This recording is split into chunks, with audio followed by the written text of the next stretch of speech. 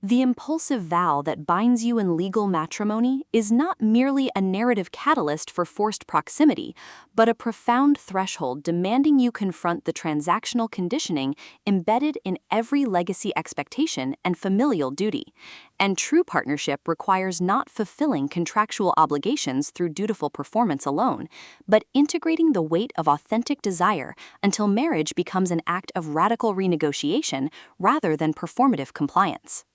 In Snap Decision, Lisa Suzanne transforms the marriage of convenience trope into precise exploration of relational sovereignty and embodied accountability, proving liberation isn't found in honoring the agreement, it's forged in honoring the person beneath the signature when every dynastic expectation demands you remain either asset or spouse.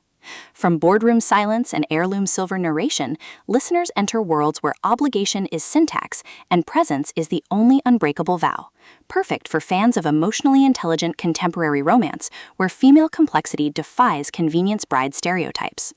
When Alara Vance enters a snap marriage expecting emotional detachment as protection, she discovers Julian Thorne's meticulous devotion mirrors the exact suppression he's endured beneath years of performative legacy building, and his quiet refusal to enforce transactional boundaries creates space for connection defying familial hierarchy.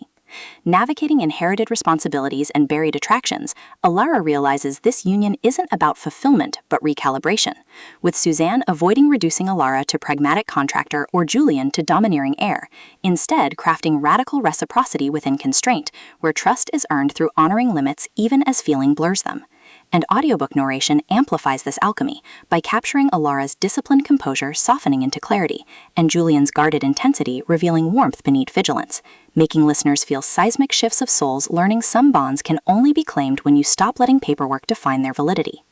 What elevates this beyond typical convenience fare is portraying marital intimacy as somatic practice rather than romanticized loophole, with Alara confronting how legacy culture equated worth with utility, while Julian creates sanctuary where her contradictions exist without diminishment, their relationship evolving through shared silences during estate negotiations bypassing performance, rhythms protecting both emotional integrity and psychological safety, and mutual defense against relatives mistaking tenderness for breach, supported by friends encoding suppressed judgment, elders carrying intergenerational weight, and the family home itself absorbing decades of unspoken bargains, reinforcing that in extraction-based systems, tenderness toward process is technique, and presence is sustainable resource, with amendments mirroring emotional attunement and renewed vows becoming metaphors for earned trust. For audiobook listeners, this production is an immersive descent into sacred reclamation, with narrators embodying Alara and Julian with remarkable distinction, sound design anchoring existential stakes through distant city hums, rain against manor windows, and hushed breath syncing with moments of clarity, pacing mirroring revelatory cadence from deliberate reflection to surging awakenings,